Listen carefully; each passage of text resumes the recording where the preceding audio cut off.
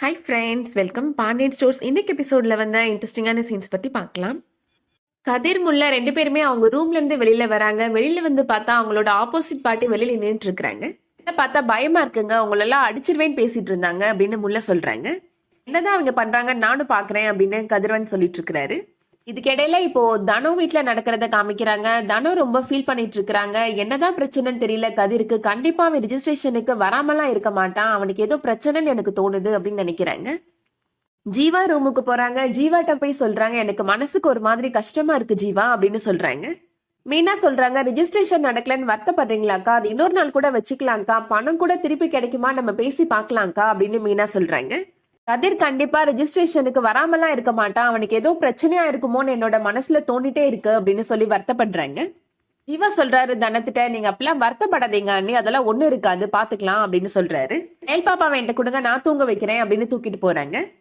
மீனா இப்போ ஜீவாட்ட கேக்குறாங்க, ஒருவேளை நீயும் நானும் இந்த மாதிரி ஏதாவது வெளியூர்ல போய் மாட்டிட்டு ரிஜிஸ்ட்ரேஷனுக்கு வராம இருந்தோம்னா நம்மள கொன்றுப்பாங்கல்ல அப்படின்னு சொல்றாங்க.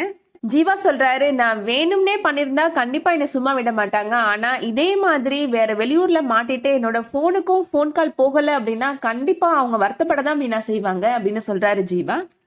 ஜீவா இப்போ கதிரோட கடைக்கு வந்து பாக்குறாரு. கதிர் வந்துட்டானா அப்படின்னு கேக்குறாரு கதிரோட மாமாட்ட. கதிர் மாமனார் சொல்றாரு, இல்ல அவங்க என்ன வரல மாப்பிள்ள அப்படின்னு சொல்றாரு. கதிர் முல்லை 2 பேருக்கும் ஏதாவது பிரச்சனையா இருக்குமோ அப்படின்னு அண்ணிலாம் வீட்டுல வருத்தப்பட்டு இருக்கிறாங்க மாமா அப்படின்னு சொல்றாரு ஜீவா. வீட்டை விட்டு துரத்து விட்டுட்டு அப்புறம் என்ன வருத்தப்பட்டு இருக்கிறீங்க அப்படின்னு முல்லையோட அம்மா சொல்றாங்க. அவங்க 2 பேரும் ஏதோ மதுரைக்கு போட்டிக்கு போயிருக்கிறாங்களா அப்படின்னு சொல்றாங்க. முல்லை நேத்து எனக்கு போன் பண்ணி சொன்னா, ரிஜிஸ்ட்ரேஷன் கூட வர முடியல அப்படின்னு சொன்னா, போனை கூட வாங்கி வச்சுட்டாங்களாம், வேறொருத்தவங்க நம்பர்ல இருந்து தான் கால் பண்ணி என்கிட்ட சொன்னா அப்படின்னு முல்லையோட அம்மா சொல்றாங்க. இந்த விஷயத்த நீ ஏன் என்கிட்ட சொல்லவே இல்லை அப்படின்னு முல்லையோட அப்பா கோபப்படுறாரு. நான் மறந்துட்டேங்க அப்படின்னு முல்லையோட அம்மா சொல்றாங்க. ஜீவா முல்லையோட அம்மாட்ட இருந்து முல்லை கால் பண்ணின அந்த போன் நம்பரை வாங்கிக்கிறாரு.